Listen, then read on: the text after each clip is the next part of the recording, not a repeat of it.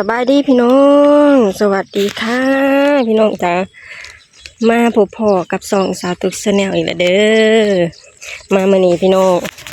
มาให้มานาคือเก่าพี่น้องจ้าแล้วนี่ก็คือบรรยากาศอยู่ที่หน้ากะคึมพี่น้องเอ้ยเมื่อคืนนี้ฝนตกพักแห้งๆหนึ่งพี่น้องเอ้ยดีนาทีมาแล้วน้ำบ่อ่างเนาะถ้าหากว่าอ่างเนี่ยโอ้ยเป็นอุปสรรคในการหยอดเขาเลยพากันเว้ากันมานำทางว่าถ้าหากว่าฝนตกจนน้ำอ่างจนขาดบ่ได้นี่เช็ดจังได้ว่าซั่นพากันหวานเอาแหละพี่น้องจ้าแต่ว่าโชคดีไปน้ำบ่อ่างเนาะพี่น้องเนาะมาฮอดตอนเช้าๆพี่น้องจ้าสิพากันกินข้าวก่อนแล้วก็ซองเคยเฮากะจะพากันมาคาดหน้าเตรียมตัวหยอดเหมือนเดิมเนาะพี่น้องเนาะพอหยอดแล้วเรียบร้อยแล้วก็จะขึ้นไปไถอยู่เทิงต่อเนาะพี่น้องนี่ตอนนี้ก็กำลังพากันหอดหน้าพี่น้องจ้าบรรยากาศกะบรรยากาศดีพี่น้องมื้อนี้เขาเจ้าว่ามีฝนอยู่เด้พี่น้องเอ้ยไปเดี๋ยวไปกินข้าวกันเลยมาพี่น้องมาหอดแล้วก็เตรียมเห็ดอยู่เห็ดกินเนาะพี่น้องแม่ครัวของเราดอกนี้เห็นยังมื้อนี้ดอกนี้มาสาวลูกเอาเจ็บกับแขนสาวตำแตงพี่น้องตำแตงกินมึงได้มะนาวคนมาอีกเลยมะนาวอ่ะนะคะตำแตงแล้วก็กินกับทอดปลาทูจ้าทอดปลาทูนี่พี่น้องภาพบรรยากาศอยู่ที่เถียงนาจ้าบ่แบกมาเลยบ่พิงให้น้องกินนะลูกมาดูเลยพิงไงพิงแจ้งให้น้องกินไงไปส่งเคยจะไปแบกเขาไปแบกเขาเข่ามาก่อนแต่ว่าเมื่อคืนเนี่ยฝนตกแห้งเติบเนาะอยู่นานนี่ทอแต่มันนะทอแต่มันน้ำไอ้ดินมันแห้งมันเลยบ่องดินเอาน้ำไปน้ำเลยบ่หงนี่พี่น้องดินมันกืนน้ำมันแห้งนะพี่น้องเพราะว่าฝนบ่ตกเป็นเวลาค่อนข้างโดนเนาะพี่น้องเนาะป้าตัวงัวนะมันลงไปกินอันหน้าหยอดนะโอ้งัวเป็นฝูงเลยว่ามันเป็น3-4ผู้บ่นะป้าคะแนนเป็นเจ้าเดียวนี่เนาะ30ขายเบิ่งพี่น้องภาพบรรยากาศธรรมชาติทุ่งไร่ทุ่งนาเบิ่งเขาเจ้าหยอดเบิดเลยพี่น้องเอ้ยแต่ว่าของเขาบ่อันเอฟน่ะอยู่เทิงๆน่ะยังอยู่ได้แม่จ๋าจ้าเราหยอดไปไถพอไปเอาเขาลูกไปเอาเขาโดยพอไปเอาเขาได้ฝนตกเลยได้ฝนตกแล้วพี่น้องเอ้ยสองเคยแบกเขาหนีฝนบอบาลานกันเลยเนาะคนหน่อยกับคนใหญ่เนี่ยนะพี่ป้าจะพูดขึ้นยกมันขึ้นยกดังมาแล้วสอบใหญ่ได้นั่นนะคนใหญ่คนสูงคนใหญ่เอาสอบหน่อยไอ้คนใหญ่เอาสอบหน่อยมันคนหน่อยเอาสอบนะใช่เลยว่ะเป็นผู้ขึ้นยกกิโลไทยปลาดนะของกินเฮากะตำหมักแตงกับทอดปลาทูเนาะพี่น้องมีมะม่วงอีกเรือแต่กลางพี่น้องจ้ะตอนนี้โอ้ยฝนตกพี่น้องมึงฝนตกแล้วหนาวเด้ถ้าอยู่เขามื้อนี้หาคึมมืดๆเนาะบ่มีแดดดอกมันเลิกเล่นนะเบิ่งพี่น้องฝนตกล่ะว่านี่มันเอาว่าทั้งแหมเดี๋ยวก่อนได้ไหมเอาหมูเด้อมันเก่งตกแล้วพี่น้องเอ้ยมาพี่น้องเตรียมตัวคาดให้แรกเนาะพี่น้องเนาะคาดแล้วก็จะหยอดเลยเด้มื้อนี้เตรียมเครื่องหยอดเราก็พร้อมแล้วพี่น้องยกมาไว้เรียบร้อยขาดแล้วก็ลงมือหยอดเลยเนาะพี่น้องเนาะฝนก็กำลังตกใหม่ๆพี่น้องจ้าเย็นส้มซื่นพี่น้องเลย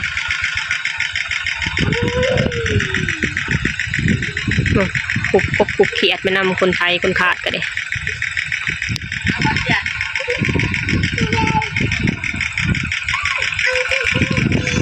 มาพี่น้องสองเคยเฮา ขาดลงหอดปุ่นแล้วพี่น้องจ้าส่วนตอนแรกก็จะลงมือหยอดแล้วเนาะพี่น้องกินข้าวกินน้ำแล้วตอนเที่ยงก็จะลงมือหยอดแล้วส่วนทางนี้ก็คือหน้าของนาเนาะพี่น้องเนาะนี่ออกแล้วเรียบร้อยแล้วพี่น้องจ้าอันนี้คือเพิ่นหวานเอาเด้อพี่น้องนี่สมัยนี้พี่น้องไปแถวใดก็หายากที่จะแบบว่าเขาเจ้าจะดำเอาเนาะพี่น้องเนาะส่วนมากนะหยอดกับหวานพี่น้องจ้าแบบว่าหายากแล้วที่จะเห็นหน้าดำเนาะพี่น้องแทบจะบ่มีเลยพี่น้องเอ้ยคือแบบว่าคือว่าล่ะพี่น้องจ้าคือไอ้หน้าดำน่ะใส่งบน่ะค่อนข้างหลายเนาะพี่น้องทั้งเสียเวลาอีกทงหนึ่งนะถ้าหากว่าดำนี่บ่ต่ำกว่าอาทิตย์หนึ่ง2 อาทิตย์เนาะพี่น้องเนาะบัดนี้ก็ทั้งเสียเวลาก็ดนแน่บัดนี้ก็ค่าใช้จ่ายกันหลายเนาะพี่น้องถ้าหากว่าคนที่เขาเจ้าจ้างเอาก็คือเสียค่าจ้างนี่ก็ทำไมนี่นะวันละ200,000นี่ยากพี่น้องเอ้ยกว่าจะมีคนไปเนาะพี่น้องเนาะแบบว่ามันถึงราคาจะแพงแต่ว่าเขาบ่ค่อยอยากไปแล้วพี่น้องเอ้ยเขาคิดว่าแบบว่ามันบ่คุ้มนะพี่น้องเพราะว่าเขาเจ้าคิดใส่วันละ200,000บัดนี้มาเทียบใส่ราคาของก็มันขึ้นดีโตขึ้นค่อนข้างสูงเนาะพี่น้องถ้าว่าคิดจากสมัยแต่ก่อนเนาะพี่น้องเนาะเขาเจ้าก็คิดแบบว่าโอ๊ยเงินแค่200,000ซื้อหมูแค่2 โลก็หมดแล้วเนาะพี่น้องข้าวหวานเอ้าเสิร์ชมาเรียบนาซื้อหมูแค่2 โลก็หมดแล้วเนาะพี่น้องเนาะเขาเจ้าก็คิดแบบนี้ก็เลยว่าโอ๊ยบ่ไปดอกเสียเวลาก็จะเป็นประมาณนี้เนาะพี่น้องเขาเจ้าว่ามันถึงนะพี่น้องเอ้ยก็เลยแบบว่าเฮ็ดให้ชาวนาน่ะหันเปลี่ยนมาเฮ็ดหวานเฮ็ดหยอดเอาดีกว่าเนาะพี่น้องเพราะว่าการหวานน่ะบ่ได้ใช้งบที่หลวงหลายอีหยังมากมายเนาะพี่น้องทั้งหวานทั้งหยอดเนาะเพราะว่าการดำเอาเนี่ยนะเสียค่าใช้จ่ายค่อนข้างหลายพี่น้องจ้ะไหนจะค่าลูกก้าก็ต้องจ้างเขาค่าลูกก้าค่าจ้างซื้อของอยู่ของกินมาให้อีกเนาะพี่น้องเสียเงินค่อนข้างหลายเนาะพี่น้องกว่าจะแล้วนาแบบทงหนึ่งเนาะพี่น้องเนาะก็คือสรุปแล้วก็คือแบบว่าคนน่ะหันมาเฮ็ดหน้าหยอดหรือหน้าหวานหลายขึ้นเนาะพี่น้องเนื่องจากว่าประหยัดเวลาแน่แล้วก็ประหยัดเงินนำเนาะพี่น้องคืออย่างเช่นแต่ก่อนน่ะครอบครัวสตุกะปีที่แล้วน่ะเป็นปีแรกที่แบบว่าเริ่มหยอดเนาะพี่น้องอยู่ที่หน้าของสตุกน้องก็คือเริ่มหยอดแล้วรู้สึกแบบว่าผลที่รับน่ะมันโอเคนะพี่น้องก็เลยมาถงนี้ถงหน้ารวมน่ะก็เลยหยอดหมดเลยเนาะพี่น้องทั้ง3 ถงเนาะพี่น้องเนาะสรุปแล้วคือแบบว่าสมัยนี้น่ะบ่มีไผที่แบบว่าจะดำแล้วมีก็ส่วนน้อยเนาะพี่น้องชาวนาหลายคนหันมาหยอดหรือดำเอา1ก็คือประหยัดเวลา2ก็คือประหยัดเงินเนาะพี่น้องคืออยู่แถวบ้านของสตุกหรืออยู่แถวนาของเขตนี่นะพี่น้องบ่มีไผดำแล้วพี่น้องจ้าหวานกันหมดเลยเนาะพี่น้องนี่อยู่แถวรอบๆนี่คือหวานหมดเลยเนาะพี่น้องเนาะนี่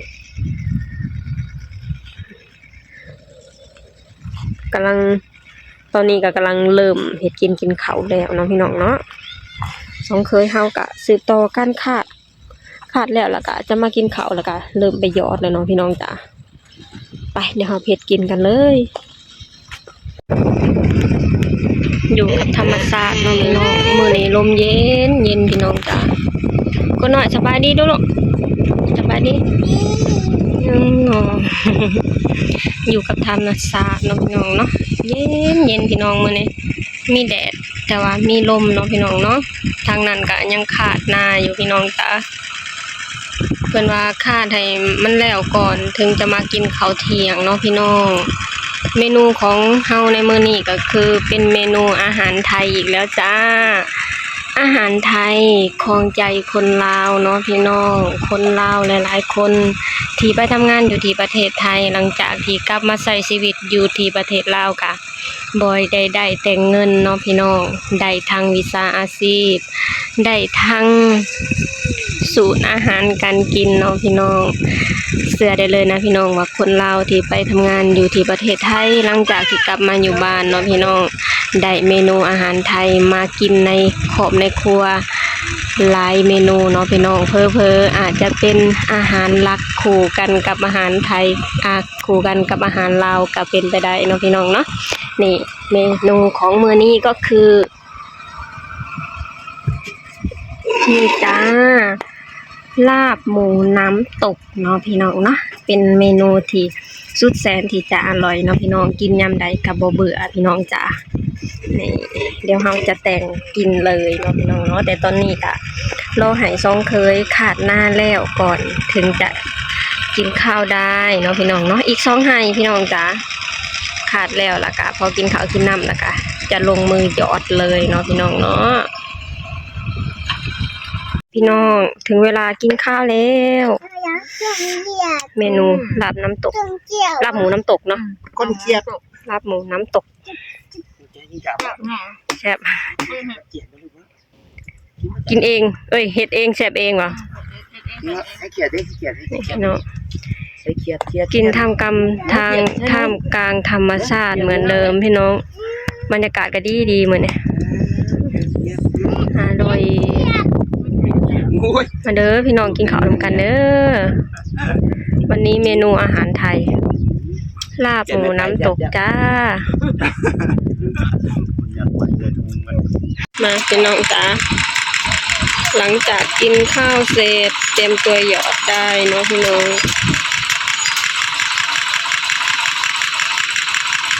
เคย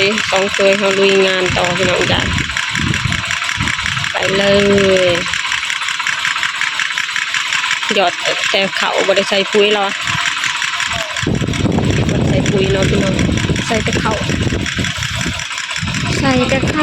ล้วนๆเลยข้าวเจ้าหยอดข้าว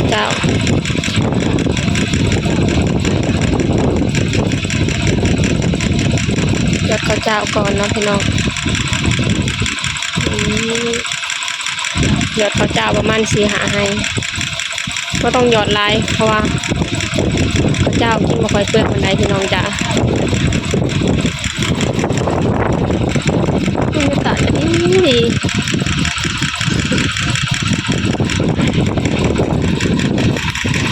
มาพี่น้องตอนนี้ก็หยอดได้หลายแล้วเนาะพี่น้องเนาะใกล้จะเสร็จแล้วล่ะพี่น้องยังเหลือแค่บกี่ให้เองเนาะพี่น้องเนาะเหลืออีกประมาณ4-5ให้พี่น้องจ้าเล็งเห็ดให้มันแล้วพี่น้องเลยแล้วจะได้ขึ้นไปไถอยู่ข้างบนต่ออยู่ข้างบนกะยังหลายเติบอยู่เด้พี่น้องถ้าหากว่าคิดเป็นแถวกะประมาณแถวหนึ่งเนาะพี่น้องเนาะอีกแถวหนึ่งกะประมาณ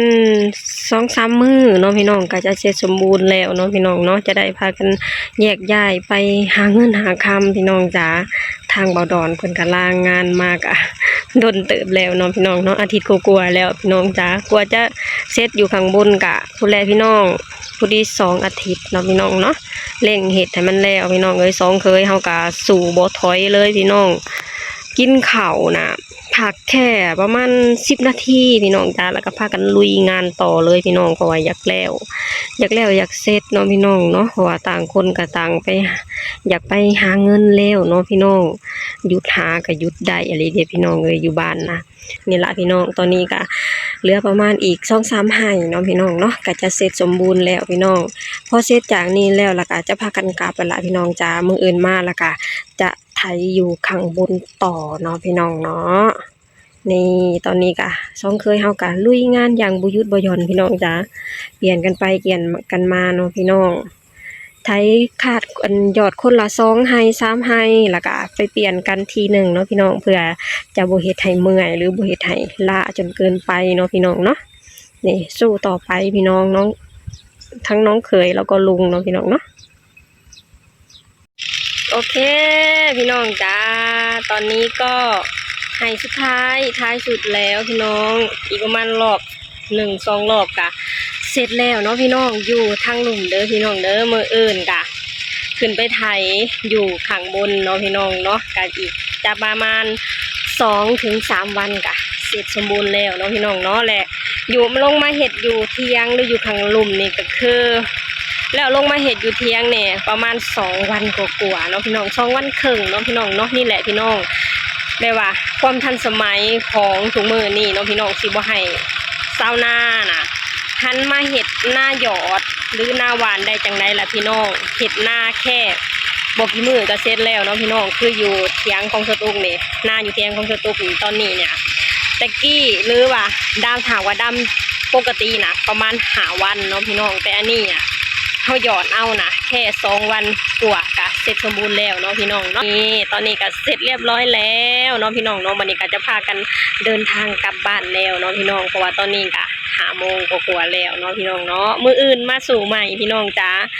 ไทยอยู่ข้างบนเนาะพี่น้องอีกประมาณ3 วันกะเสร็จสมบูรณ์แล้วในการหยอดเขาของปีนี้เนาะพี่น้องเนาะโอเคพี่น้องสำหรับคลิปนี้สตุกเองกะจะขอจบลงเท่านี้ก่อนเด้อฝากให้พี่น้องช่วยกดไลค์กดแชร์กดติดตามให้ช่องสตุกชาแนลในเด้อ